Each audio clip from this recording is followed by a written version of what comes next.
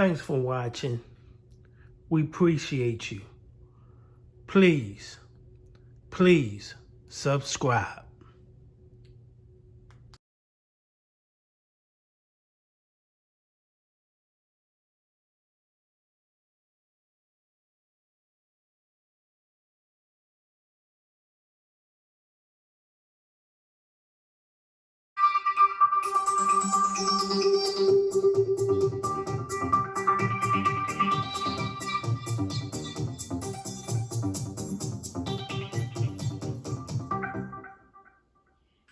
From the Houston Police Department.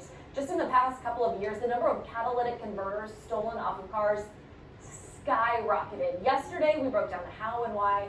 Now we want to help you fight back so you're not the next victim. This isn't what you want to see when you look under your truck first thing in the morning. Your catalytic converter seemingly hanging by a thread.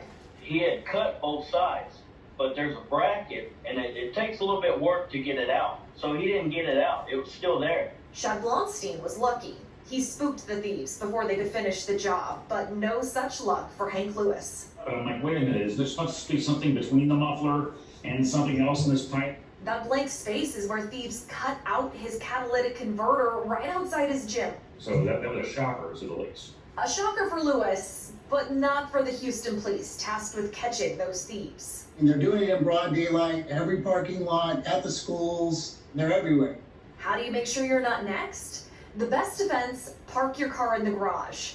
Not everyone has one, so then what? Well, you still have options. Sergeant Jesse Fight recommends spraying your whole catalytic converter end to end with bright high temperature paint. If they're gonna try to sell that, then they're gonna have to scrape all of that paint off. That's the cheap option. If you can drop a couple $100, consider a cage like this. It has to be welded on and is much harder to take off.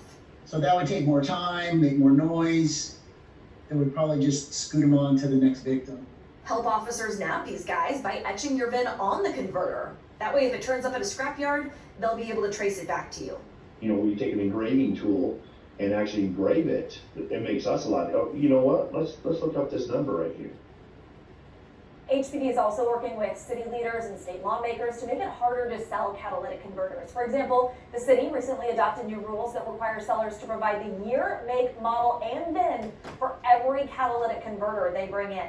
No documentation, no sale, and officers hope less incentive to go